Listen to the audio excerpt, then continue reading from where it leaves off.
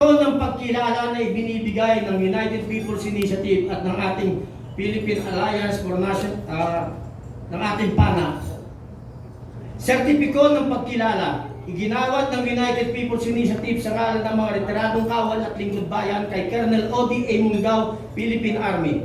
Sa iyong malinaw at matatag na paninindigan, pagpapatibay na iyong katapatan sa Armed Forces of the Philippines at sa Konstitusyon. Habang mahinahong inihiwalay ang personal na suporta sa sinumang pinunong haharap sa mabibigat na paratang sa pagpili mong unahin ang institusyon, ang batas at ang bayan higit sa sinuman. Ipinamalas mo ang tunay na diwa ng isang kawal, katapatan sa tungkulin, dangal sa paninindigan at pag-ibig sa inang bayan. Isang huwaran ng makabayang paglilingkod, matatag, marangal, makabayan. Iginagawad ngayong araw ng Marso 6 bilang pagkilala sa iyong natatanging paglilingkod sa bayan. Signed by Captain Ray Valeros, PN Reserve Secretary General and Major General Romy B. Pukois, Philippine Air Force Staff, Founding Chairman and Lead Convener. Sir, please do the honor.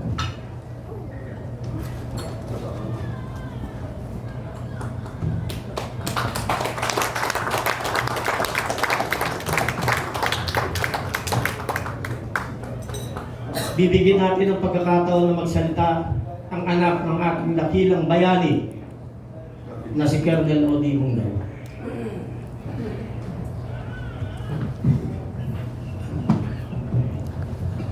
So, hello po. Good morning to each and every one of us. On behalf of Colonel Odi Mungao, we would like to thank ito po sa certificate na binigay niyo kay Sir Office, Sir Garcia, sa parakal na ito. So, hindi po ako masyadong prepared, pero kahapon po, so bago pumunta dito, nagkaroon kami ng dialogue ni Papa.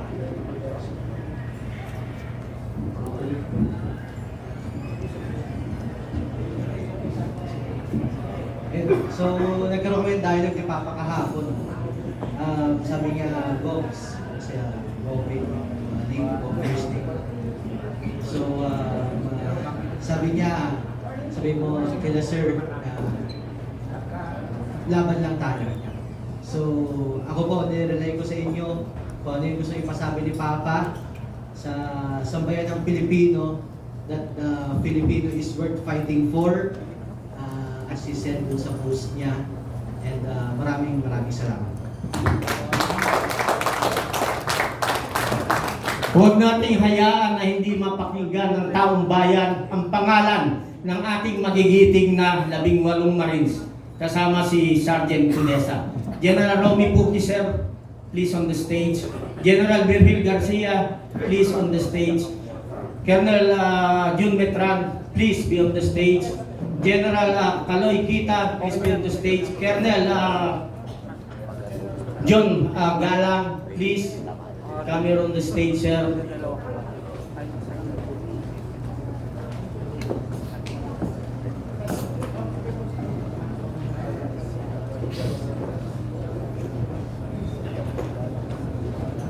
So the courtesy ng ating Executive Secretary, iaabot po sa ating magigiting na general at opisyal ang plaque na babasahin ko isa-isa para maibigay natin ang parangal sa araw na ito sa ating magigiting na Marines.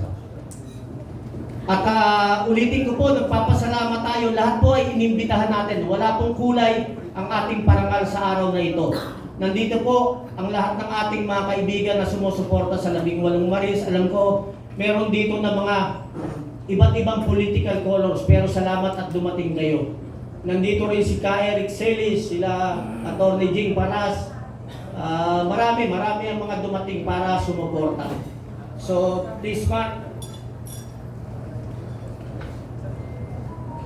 Isa lang ang babasahin ko na nilalaman ng ating sertipiko ng pagkilala, at sa mga susunod ay babanggitin na lang natin ang pangalan ng ating 18 Marines. United People's Initiative.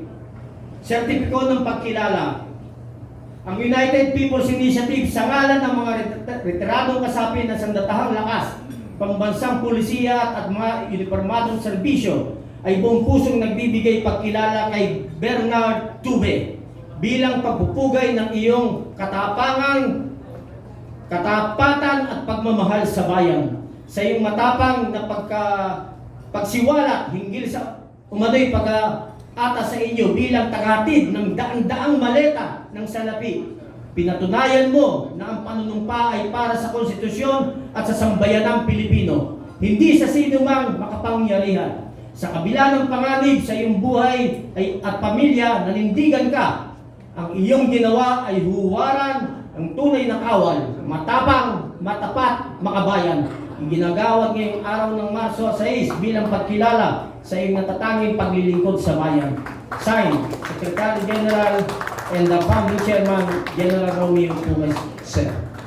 Ito ay hahawakan ng ating magigiting na general bilang paggalang at pagrespeto at pagsaludo sa kanilang kabayanihan.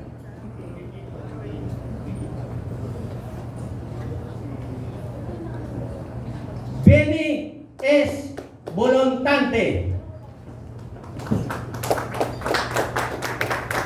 Rodante Orbilio, Christopher Esquivel, Romeo Romel Bubares,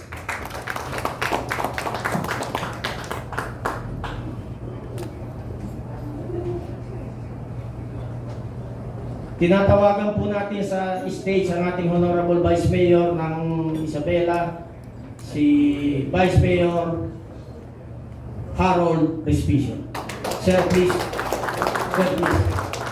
Anselmo Taberdo, Jolie Cadjao, Cecilio Larodel, Crisante Dabo, Rosebert Maupan, Jane Buduan, Reniboy Julian, George Villalon Jr., Hil Natividad Jr., Walter Manalansan, Romel C. Galapon, Bernardo Gumban, Fidel Corpus, Orly Regala Gutesa,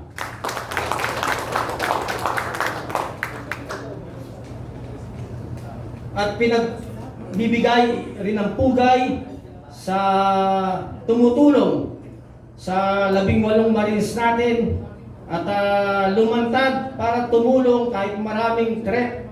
Alam niya, isang magiting na abogado, iginagawad natin ang sertifikado ng pagkilala kay Attorney Libito D. Baligod bilang pagkilala sa iyong matapang at malinaw na paninindigan bilang abogado ng ating Marines na nagsiwalat ng umano'y malimaletang pera na galing sa korupsyon. Sa pagpili mong ipagtanggol ang katotohanan, ang karapatan ng mga naglalakas loob magsalita, ipinamalas mo ang integridad, profesionalismo at katapatan sa batas at sa bayan. Matatag, makatarungan, makabayan. Iginagawad ngayong Marso 6 bilang pagkilala na yung natatanging paglilingkod ng bayan. Signed by Captain Ray Valeros Jr., Secretary General, and General Romeo Pugas, Founding Chairman, Lead Convener. Ang gusto po nating tumanggap nito on behalf ni Atty. Libito ay isang abogado rin, Atty. Harold Respicio. Sir, please.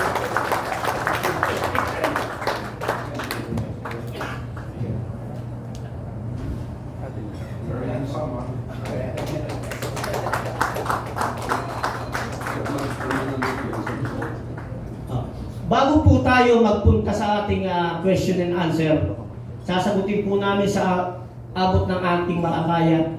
Gusto ko pong bigyan ng parangal ang mga sumusuporta ng mga retirees. Kung nakikita niyo po dyan sa gilid, kaliwat kanan, makikita niyo po ang listahan ng daang-daang retirees na sumusuporta sa ating magigiting na Maris. Palakpakan po natin sila. Nandiyan rin po sa listahan ang ating magigiting na MNLF. At nandiyan rin ang ating magigiting na MILF. Mga kapatid, ibibigay ko po ang paggalang, pagrespeto sa mga sumusuporta at ito po ay ipapaliwanag sa atin kung paano sila nagsimulang sumuporta sa magigiting nating Marines. General Romy Puki, sir. At lahat ng ating mga nandito ay magsasalita, bibigyan natin ng pagkakataon.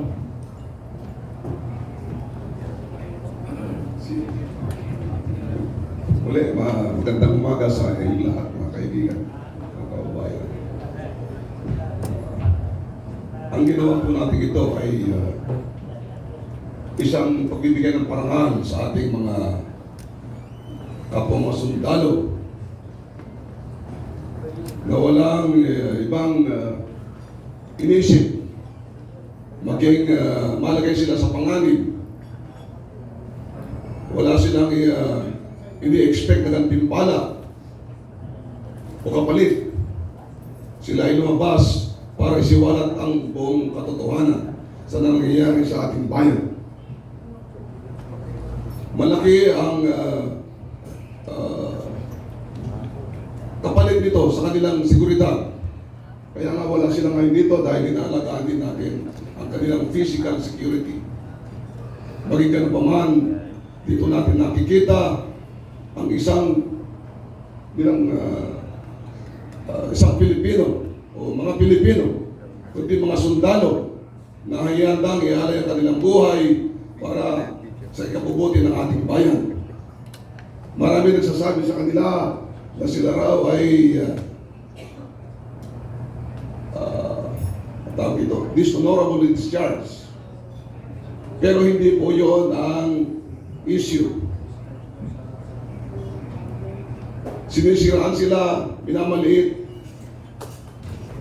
Pero hindi po yun ang issue. Ang issue po ay ang pagnanakaw ng ating mga politiko, ang mga leaders natin na ating pinagkatiwalaan. Kaya, itong pagpapatuloy na ito nangyari sa ating bayan ay isang nakakapanlumo. Dahil kung sino pa yung sasabi ng totoo, katotohanan, sila pala yung inaakusahan, sila pa yung inaalipusta, sila pa yung tinitreaten. Yung mga nag-utos sa kanila, yung mga nagpadala ng mga maleta, at saka yung mga tumanggap ng mga maleta, yung dapat ang kinakasuhan, yung dapat ang inalipusta natin, yung dapat ang kinukulong. Hindi itong mga taong inutusan lamang para magdala ng maleta. Kaya ang United People's Initiative, ang ating alliance sa ating mga iba-ibang grupo na allied sa United People's Initiative, ang Philippine Alliance for National Accountability, at marami pang iba, ay nagkaisa para bigyan ng parangal ang ating mga magigiting ng mga sundalo ito. So unfortunately, sabi ko nga po, wala sila dito ngayon. Maging ganun pa man, ang mga maraming mga retired, hindi lamang sa armed forces, hindi lamang mga sundaluhan, pati na ating kapulisan, pati na yung ating mga Coast Guard, yung ating mga BGMP, yung Bureau of Fire Protection, yung ating mga kaibigan, mga Muslim warriors, brothers from Bangsamoro, ang ating mga kaibigan at kapatid na Muslim from the Moro National Liberation Front of MNLF, at saka yung mga Moro Islamic Liberation Front, kung saan sila mismo ay nagpakita ng pagkilala, pagpaparangal dito sa mga sundalong naglahad dito mga kalokohan sa ating bayan. So muli mga kababayan, maraming salamat sa inyo at pagdating. At i-announce na lang po natin kung kailan po natin darapin yung aktual na nandito sila. Meron ditong representative ng ating Bangsamoro, Dato Alan, baka pwedeng magbigay ng konting pananalita ng ating kaibigan sa Bangsamoro. Kailangan po. Thank you. Morning. Dato.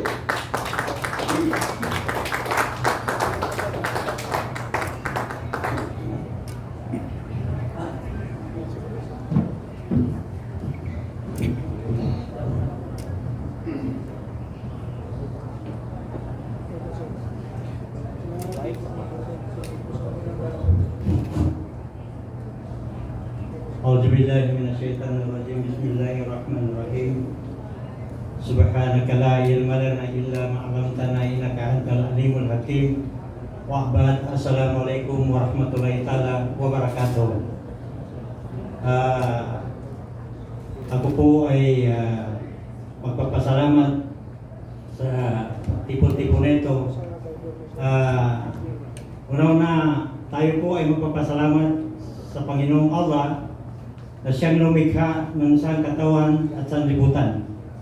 Tayo po ay magpapasalamat sa mahal ng Allah na binigyan tayo ng pagkakataon na magtipon-tipon sa araw na ito upang ipahayag ang karapatan ng bawat mamamayan.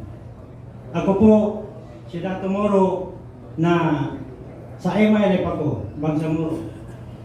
Pero naging presidente rin ako ng batch training ng Army Reserve. Presidente ako ng batch namin. Sa kasalukuyan, presidente ako ng homeowners dito sa Taytay Rizal. So, kami na magkakasama, hindi po kami imbitado dito. Kusa kami nagpakita ng suporta upang suportahan natin yung 18 na Marines.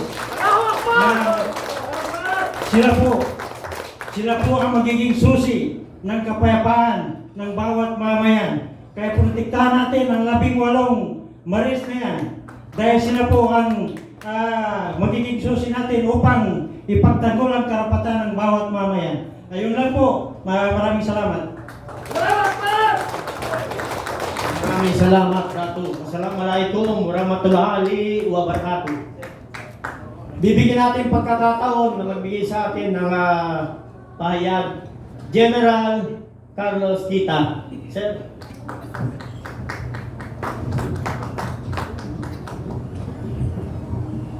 Maraming salamat sa inyo lahat sa pagdalo niyo dito sa event na ito. Yun nga lang, hindi po nakarating yung ating dapat parangalan, except yung sa anak ni Colonel Munggaw, no? Anyway, bakit kami nandito at bakit patuloy ang aming laban? May nagtatanong nga sa akin, ilang beses lagi yan, tinatanong, sir, retired ka na. Sabi mo nga, 68 years old ka na, and yet, andito ka. Oo nga, yun ang irony, no? Nung kabataan ko, hindi naman ako sumasali sa mga ganito. Pero kung kailan ako retired, at dapat ay nandun na sa tumba-tumba, nagre-relax, nagkakape, eh bakit nandito kami sa kalsada, nandito kami ngayon, sa Club Filipino na isang historical place, na kung saan dito maraming nangyari dito.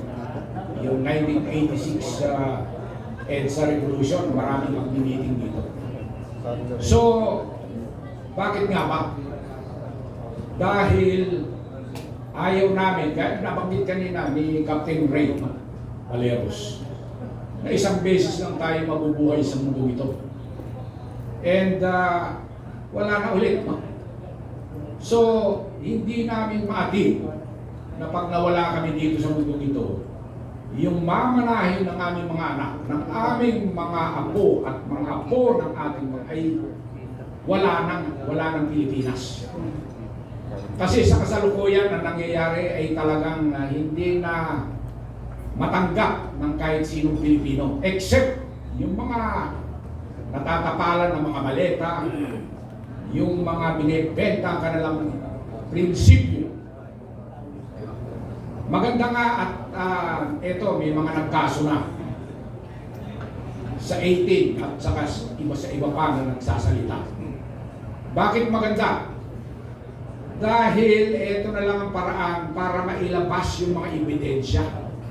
Matuwa po tayo Nag-file na si former Senator Trillanes, maganda. Sa comment ko nga doon, maganda yan.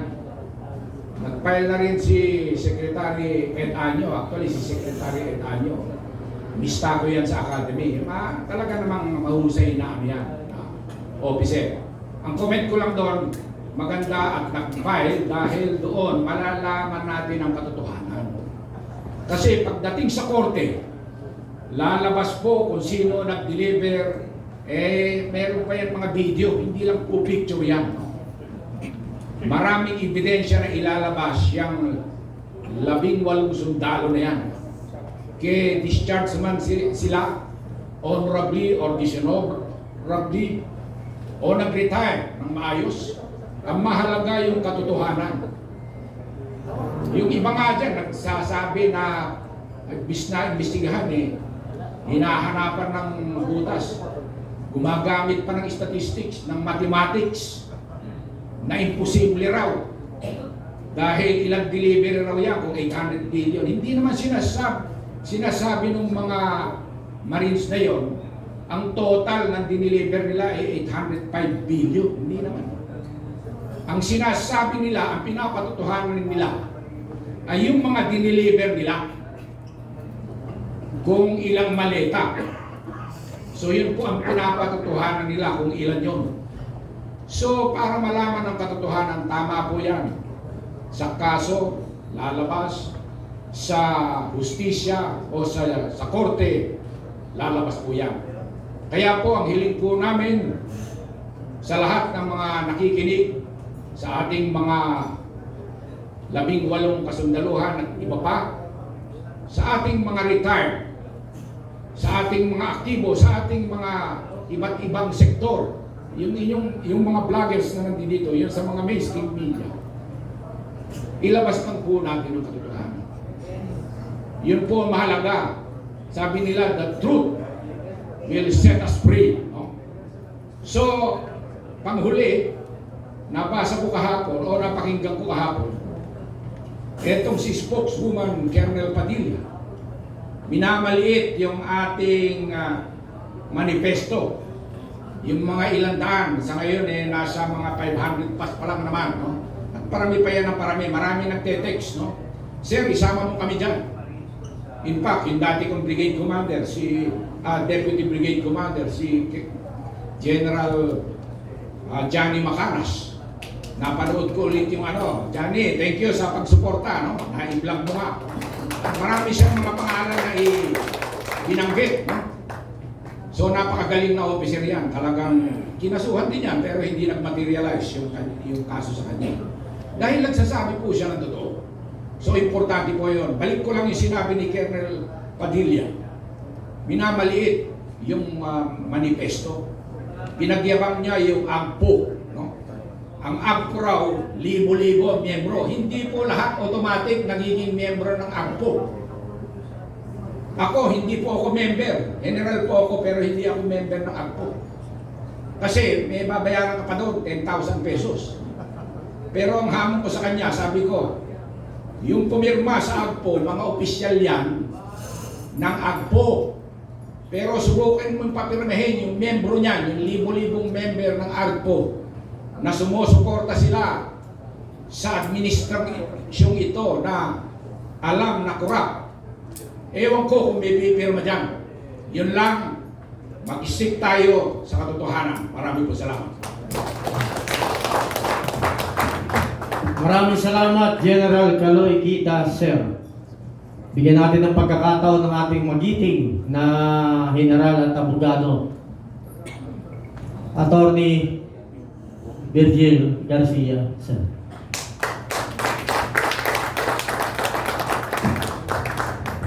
Magandang umaga po sa inyong lahat.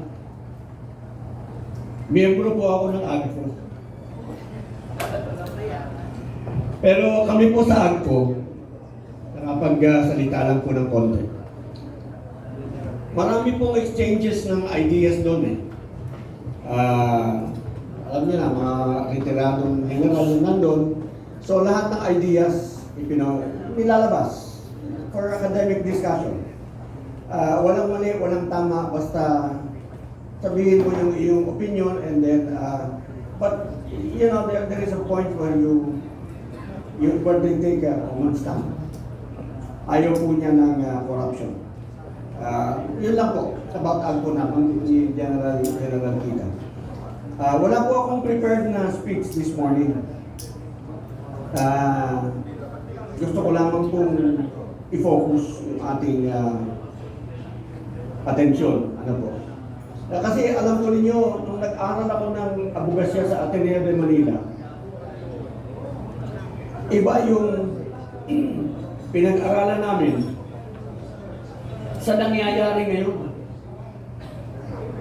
Noong araw, sa aming pinag-aralan, yung tatlong foundation ng ating gobyerno, yung ating tatlong foundation ng ating demokrasya, yung executive, legislative, and judicial, yun dapat yung nagbabantay sa ating saligang batas. And the fourth pillar of democracy is press, media. Ngayon po, sa panahon ngayon, kayo na lamang po ang tumatayo para sa ating demokrasya, ang mga independent bloggers. Kayo na lamang po ang maaari namin asahan na maglalahad ng katotohanan at ipagpatuloy ang ating laban para sa kalayaan, sa pananagutan at sa hustisya. Bago po ang lahat, pasalamat ako sa Duterte campaign team na nagbigay ng suporta sa atin dito ng sa Kampilan, sa PANA, sa PDP Laban, at sa inyo lahat po maraming salamat. Kahapon po, alam po ninyo kaya ako nasabi yan, nakakapagtaka, ngayon, ang nagsasabi ng totoo, ngayon ang nagsasabi ng nalalaman niya para sa pananagutan, para sa hustisya, yun ang inuusig ng batas. Yun ang pinapagalitan ng kanyang organisasyon. Alam nyo na, hindi ko na papangalanan. Pagka ikaw ay tumayo, arestado ka, hindi ka pwedeng magsalita. Pagka ikaw ay naglahad ng katotohanan, hahabulin ka, sisiraan ka sa media, i-discredit ka. Alam po ninyo, kahit batang musmus, pagka yan ay naka-witness ng isang bagay at yung kanyang na-witness ay kaya niyang ilahad sa korte, sa hukuman, yung pong batang musmus na yon ay credible witness. Hindi po siya madi-disqualify dahil lamang sa siya ay batang musmus. Let us take it to the extreme. I take this against advisement. Sabi sa akin, General, maging gender conscious ka. Pero I'm not being sexist, I'm not being ano. Ang sabi ko po kasi, na isang example ko, pagka dinidiscredit mo yung mga witnesses, katulad nitong ating mga 18, sabihin na natin 2 po yan, sama na natin si Colonel Grijaldo ng Police. 21 po yan. Pag dinidiscredit nila, kesyo, yung kay Gutesa, hindi raw tama ang pagnotaryo, ano ngayon? Okay? Ito daw, 18, nag-awol, na-dismiss, dishonorable discharge. Ano ngayon? Yun namang pagkaka-dishonorable discharge, may kwento yan. At hindi lahat ng dishonorable discharge, dishonorable. Situational, you have to get into the bottom of it. But that, again, is not the issue. Meron dishonorable kasi naawol bakit naawol? Hindi po ako nakabalik agad pagkatapos ng aking leave dahil may sakit pa po ang nanay ko. Pagkatapos po nung gumaling ang nanay ko, dinala ko yung anak ko sa ospital at kailangan ko rin pong bantayan. Nilagpas na yung time mo para ikaw ay mag-report 5 days, 7 days. Awol ka na. Hindi mo na naasikaso kasi meron ka pa mga ibang problema. Dishonorable ka na. Kasalanan ba niya yun? Yung ba derogatory, yung ba incriminating, hindi. Kaya sinasabi natin, focus on the issue. Ang issue po dito sa ating mga usapin ngayon yung pananagutan. May mga tao pong pinangalanan. Bakit hindi yun ang hinahabol? Bakit yung ombudsman na dapat humahabol sa mga pinangalanang matataas na opisyal ay hindi hinahabol yung mga pinangalanan? Ang hinahabol yung mga naglalahad. Bakit itong 18 kung saan-saan tumatakbo, itong nahanap sa media, kahapon, pumarap sa inyo para madinig ng bayan ang kanilang sasabihin. Natapos ba? Hindi. Kasi na-compromise yung lugar. Kahapon, meron kaming gagawing taping para madinig ninyo yung sasabihin nila ng detalyado. Tumakbo kami 3 lugar 3 beses kami nagpalit ng venue because nako-compromise yung aming lugar. Hindi na pwede, may andyan na sila, aming ganyan. Takbo na naman kami, lipat kami ng venue. Hanggang sa hindi natuloy. Pero ang sa amin lamang gustong gawin, wala kaming gustong siraan. Wala kaming gustong papangitin sa paningin ng kahit sino man.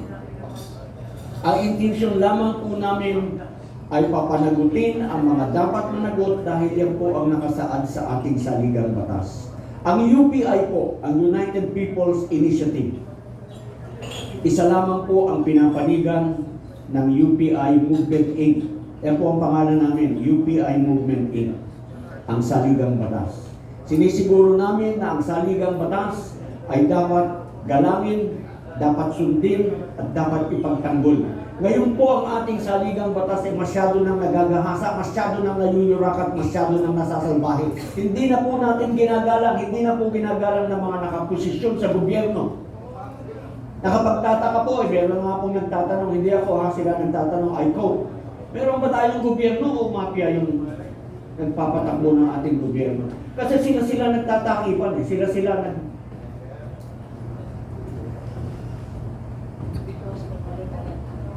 Saan pa po tatakbo ang ating mamamayan para sa katotohanan? Yung maliit na pamilya na namatayan, na hindi niya na madidinig yung boses ng kanyang anak. Tatay, wala na. Nalunod na Hindi niya na mayayakap si kuya, si ate, wala na. Nalunod na. Si tatay hindi na uuwi.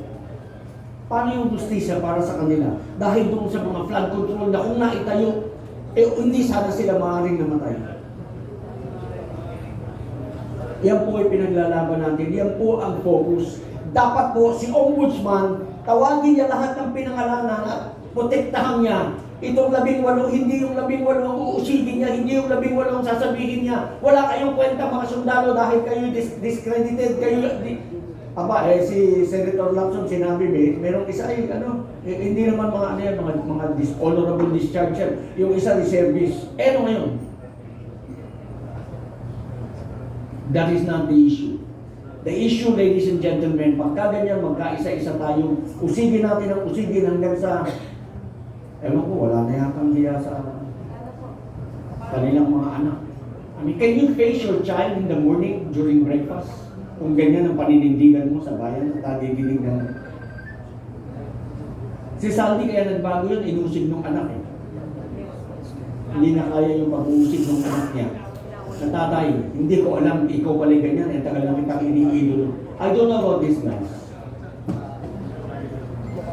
So yun lang po, mga kasama, huwag po kayong magbabago. Alam po ninyo, isa-isa na lang. Sabi nila, walang bisa yung kanilang statement ng 18 kasi joint affidavit. Okay? Dapat daw, isa-isa. Gusto ni Boying isa-isa para isa-isa kaya niyang bilhin. Okay? Ikaw, pagka-isa ako, akin ang affidavit mo, tapos na, mag-issue ka ng iba, babayaran kita. Tapos ang kwento. Hindi ko sa pinagbibintangan, example lang ito, ha? Example lang ng pwedeng mangyari. Pinapaliwanag ko lamang bakit joint affidavit. Pag joint affidavit, binayaran ko isa doon, kasama pa rin siya. Kahit siya magpabayad. Kasi joint affidavit. Andun pa rin ang pirma niya. Pasinungalingan niya, sagutin niya sa 17. Diba? So mahirap, kaya ginawang joint affidavit. Para hindi mabili 1 milyon, 2 milyon, 10 milyon, ang dami no? 1 trilyon yung pera nila 1 trilyon yung kailangang panagutan, 1 trilyon yung kailangan sagutin sa taong bayan na dapat sana yung paligid, lalo doon sa amin sa Quezon City, sa District 2, gumanda sana ang paligid, gumanda sana ang buhay ng mga taga ron. Kung yung budget, ano ba budget doon sa District 2? 3.5 billion yata o 5.3 billion. Hindi ko na matandaan. Basta in the billion. Punta kayo sa Quezon City sa District 2, sa Commonwealth, sa Holy Spirit, sa Payatas, sa Bagong Silangan. Kung magkaroon ng pagbabago despite that money that was allotted to the district. Huwag po kayong magbabago. Maraming salamat po. Magtulungan tayo. Labanan natin ang patiwalaan. Maraming salamat, General Attorney Virgil Garcia. Bigyan po natin ng pagkakataon yung ating magiting na kasama sa United People's Initiative, Colonel June Betran.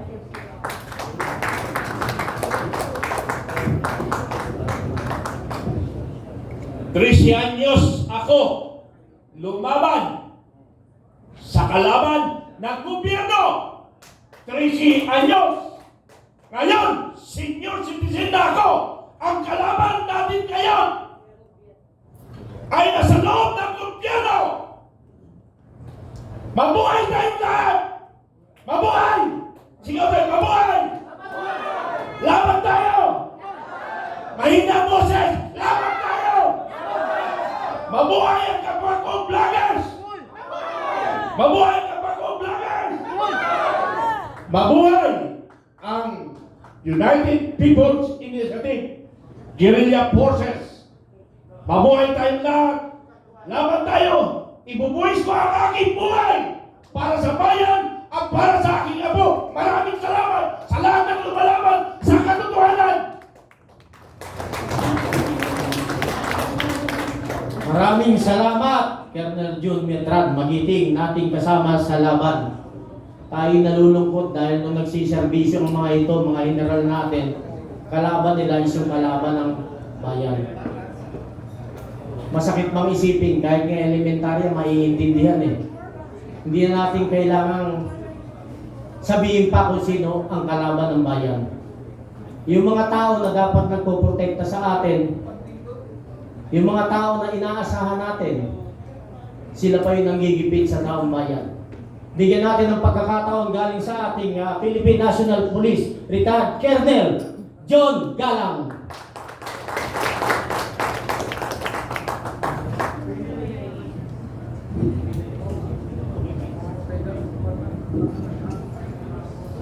Magandang umaga, magandang araw po sa lahat ng mga kasama natin na nandito ngayon at sa mga nanonood sa kanilang mga sa social media. Magandang araw sa inyo. Mahirap daw po nagsasalita yung pinakauli kasi nasabi na ng mga nauna lahat yung gusto niya sabihin. Kaya kadalasan yung huli nagpapasalamat na lang. Kidding aside, magandang umaga po muli. Nagpapasalamat po kami in behalf po ng United People's Initiative. Nagpapasalamat po kami unang-una sa mga dumalo po dito na ating mga kasamahan ng mga retirees. Mula po sa AFP, sa PNP, sa meron pa pong mga nakapirma coming from the BJMP, BFP, meron din po yung mga prison guards. Kasama po sila. Papasalamat po kami sa kanila. At sa doon pa po sa mga nagpapadagdag doon sa listahan, sa manifesto. Ongoing pa po yung pag-kolekta natin ng kanilang mga signature dahil marami pong nagme-message pa na gusto pa talagang isama sila sa manifesto. Wala pa po siguro kalahati yan. Baka po pag napuno, kaya natin punuin itong kwarto. So marami pong salamat muli. Pangalawa, nagpapasalamat po kami sa lahat ng ating mga nagpo-cover ngayon na media, na social media, yung pong ating mga vloggers. Palakpakan niyo po yung inyong mga sarili. Tama po yung sinabi ni General Garcia, kayo na lang po yung natitirang bastion of truth. Sasamahan po natin sa mainstream media, nagpapasalamat kami na nandito kayo.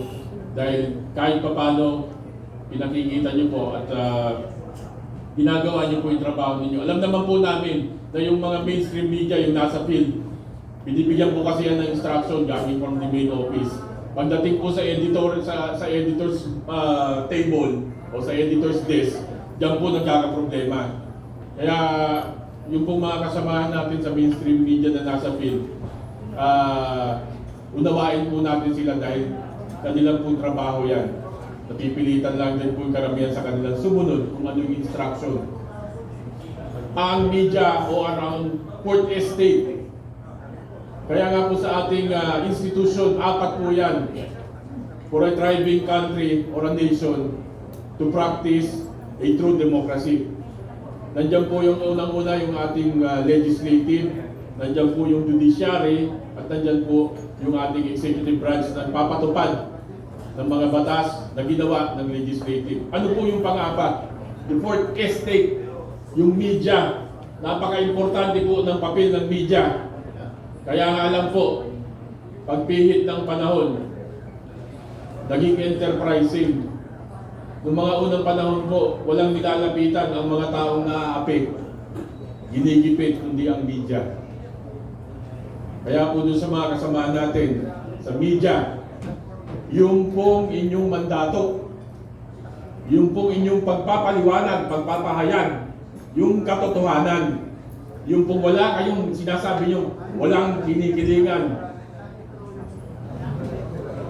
walang pinoprotektahan. Narinig po natin yan palagi.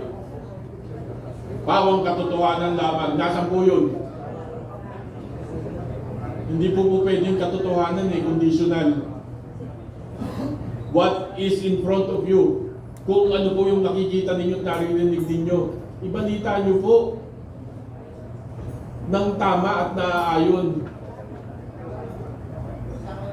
Maawa po kayo sa ating mga kababayan. Yung pong nangyayari ngayon sa ating mundo, ito pong kaguluhan sa Middle East, hindi po yung pong sinasabi na malayo tayo, hindi tayo maapektuhan. Tandaan po natin, ang ating bansa ay oil dependent. Wala po tayong pinagkukunan ng ating supply ng langis. Ito lamang po mga ilang araw, tignan nyo po kung gaano ang itinaas ng presyo ng krudo. Yung pong mga kababayan nating mga tsuper, yung pong mga kababayan nating nagmamaneho ng Grab, yung pong mga kababayan nating nagdi-deliver, yung mga riders, sila po yung unang-unang tinatamaan nito. Kaya po sa ating mga kababayan, buksan po natin yung mga mata natin. Buksan po natin yung ating isipan. Tignan nyo po yung palibot. Tignan nyo po yung mga kapitbahay nating bansa. Tignan nyo po kung nasan yung Pilipinas ngayon. At tignan nyo po yung mga anak ninyo. Yung mga anak natin. Pag alis nyo sa umaga, titigan nyo maigi yung mga anak ninyo. Anong kinabukasan ang naghihintay sa kanila? Habang kayo'y nagtatrabaho sa buong araw, isipin ninyo kung anong magiging kinabukasan ng mga anak ninyo. Kung ganito ang ating kondisyon ng pamumuhay sa bansa ngayon. At pag uwi nyo po sa gabi, habang natutulog yung mga anak ninyo, itigan nyo po silang maigi. 10, 20 taon ngayon, ano po ang kinabukasan ng mga anak natin? Ang tinitindigan po namin, tinatayuan po namin dito, hindi po para sa amin. Para po ito sa kinabukasan ng ating mga anak at ng kanilang magiging anak at para sa ating bansa.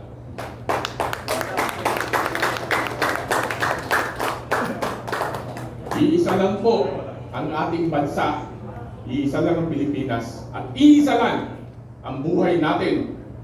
Gawin po nating makabuluhan yung pananatili natin sa mundong ito. Yun lamang po. Maraming salamat po sa inyo lahat. Maraming salamat sa ating magiting PNP retired Colonel John Galang. Bibigyan po natin ng pagkakataon ng isa sa ating magiting na kasama sa laban ng bayan, at alam naman po natin na kapag may mga issue sa kanyang lugar o kahit nasyonal, nandiyan po ang ating magiting na Vice Mayor, Attorney Harold Respicio.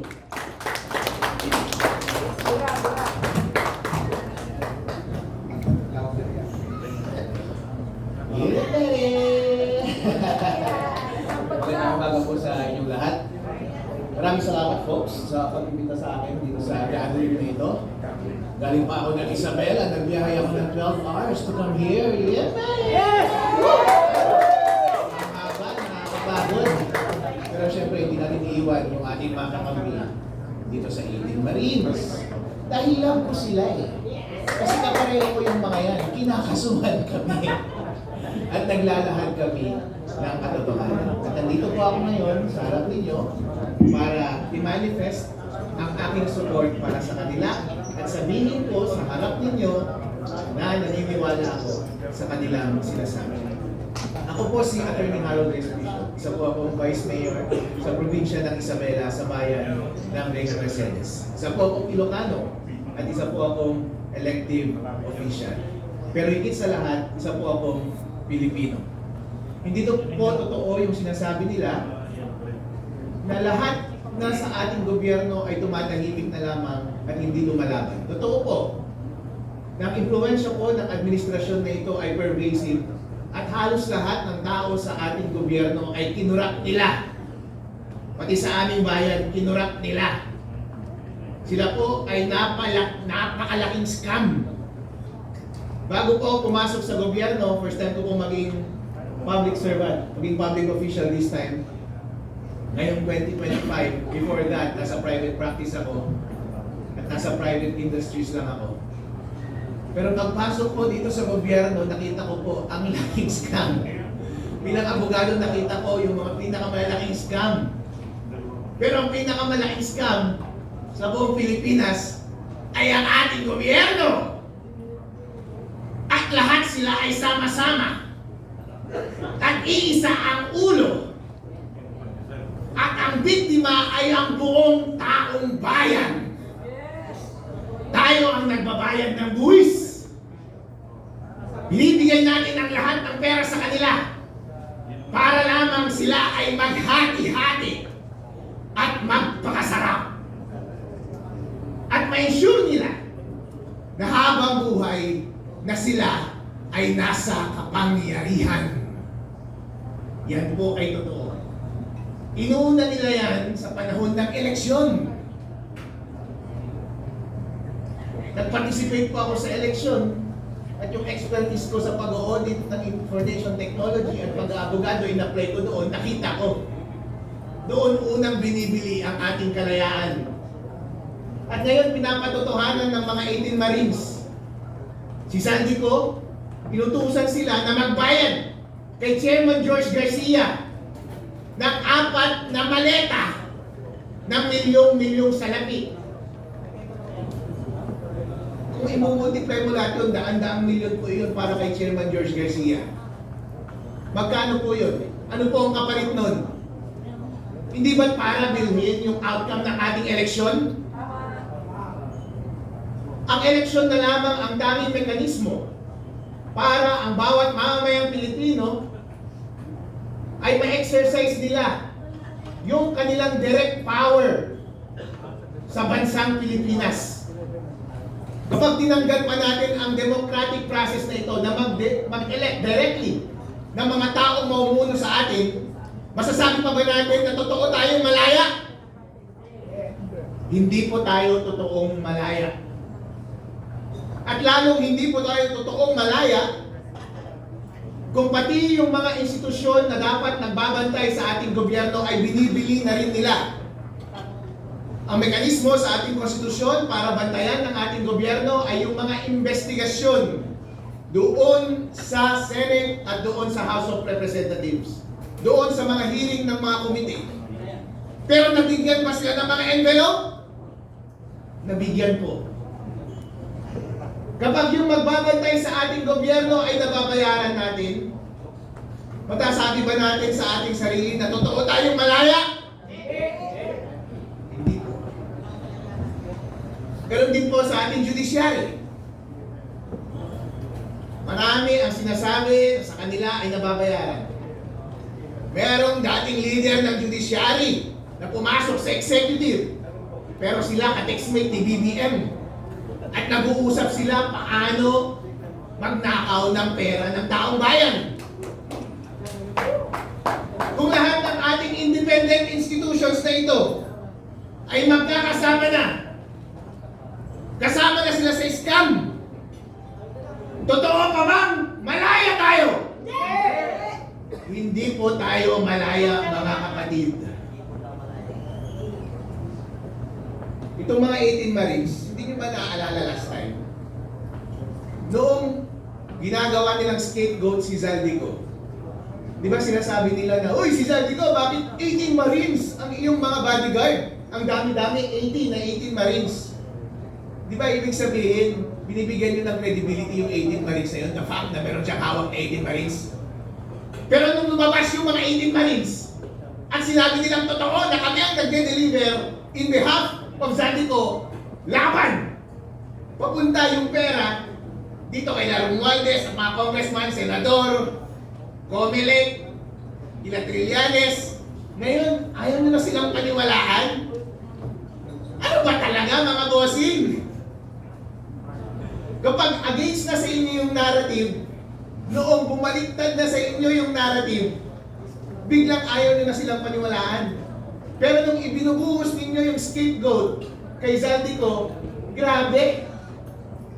Binibigyan nyo ng credibility na puro Marines yung bodyguard niya. Pero ngayon nagsalita na sila, automatic ayaw nyo na silang paniwalaan. Kasi kayo yung tinuturo na tumanggap. Mga ipokrito talaga itong mga tao nito. Grabe yung pagka-ipokrito.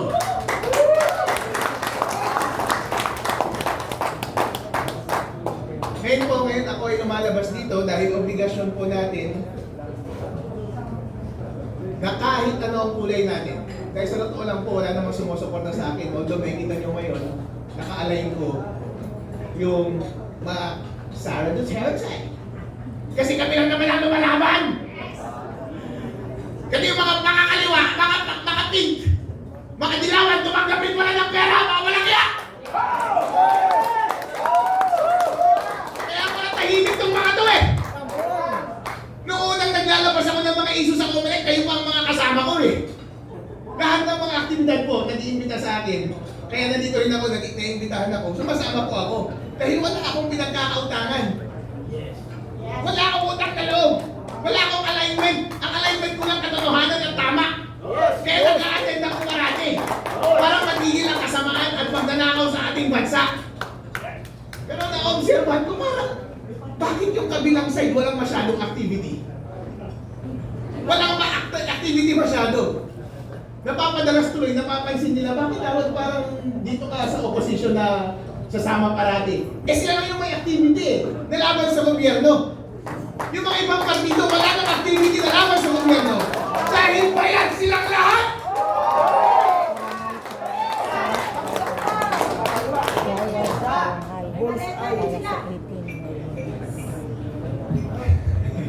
Ngayon po, may pagkakataon po tayo na ipagpatuloy ang laban. Kapag tayo po ay tahimik, deserve natin na mag-govern tayo ng kasamaan, hindi ba?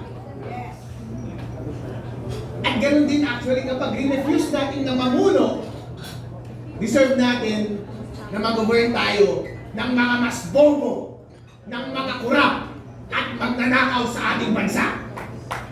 Kaya mahalaga na tayo ay magsalita, na mag-participate at i-take up natin yung responsibility na pamunuan ng tama ang ating bansa. Kaya tama yung ginawa ni Sara eh, nung mag-announce siya as president. Kasi siya na lang yung boses na kumokontra sa malaking pagnanakaw dito sa ating gobyerno ngayon. At parang magkakaroon ng rally sa March 11, nandun kaya siya? Kasi sa lahat ng pagkakataon, sumasama po ako. Basta lumalaban tayo sa katiwalaan, basta may pagkakataon na may siwalat natin ang katotohanan at marali natin ng taong bayan para lumaban sa pang-aapi ng gobyerno at sa kanilang pang-aabuso at paglaban para sa ating ultimate na kalayaan, ako ay magpa-participate. Kaya next week, parang may pinaplanong rally,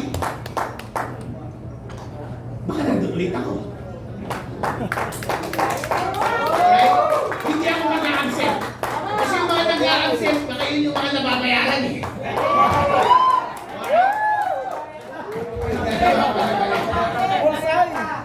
Maganda sana kung nandun si Sarah sa rally, kung may rally, ano?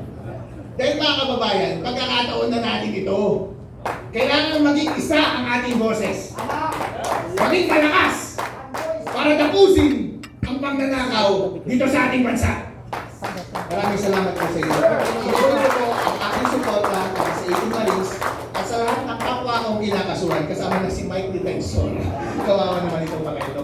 Nagbibigay support lang. At saka si General Pogis, nag-action na rin. Layo, marami na rin magkakaso, mga idol. Alright. Pero huwag po tayong bumitaw. Sama-sama po tayo na lumaban laban sa kasamaan sa ating bansa at makakamit din natin ang kalayaan. Huwag lang tayo bumitaw. Maraming salamat. At huwag tumagyap ng maleta, please! Mabuhay ka! Future Vice President Harold Respicio! Isa sa hinahangaan natin, batang politiko pero hindi natin nakikita yung pagiging traditional sa kanya. Although lahat ng kamag-anak niya sa Isabela, politiko. At si Atty. Harold, makikita mo yan. Sa lahat ng mga lumalaban, sumasama siya, tahimik sa isang lugar lang siya, nag-oobserba. Pero pag nagsalita na yan, talagang may laman.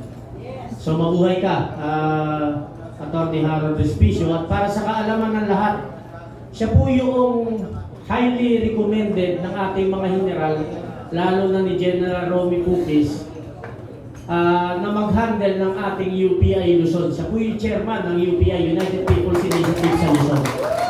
So yung Luzon natin, Region 1, 2, 3, 4, 5, lahat ng gustong mapasbilang doon sa ating laban ng bayan, kontakin nyo lang po si Atty. Harold Respicio. Maraming salamat, Atty. Harold, sa iyong pagiging makabayan. Bago po tayo magpatuloy, meron po ba dumating na mga retirees pa rito? Mga MUPs natin. Pakitaas lang po yung kamay. Pakitayo po at pwede po bang pumunta kayo rito sandali sa harapan, mga sir? Please po. Nasa likod. Okay po. Maraming salamat po sa inyong pagdating at inyong pagsuporta sa ating ginagawang parangal para sa ating 18 magigiting na Marines. Bago po tayo magsimula doon sa ating question and answer, lahat po ng katanungan ninyo, ihanda nyo na po. At pwede na tayo mag-open forum. At bago tayo mag-open forum, bibigyan po muna tayo ng isang makabayang awitin ng isang panauhin natin. At pagkatapos po nito, punta na po tayo dyan sa ating question and answer. Madam?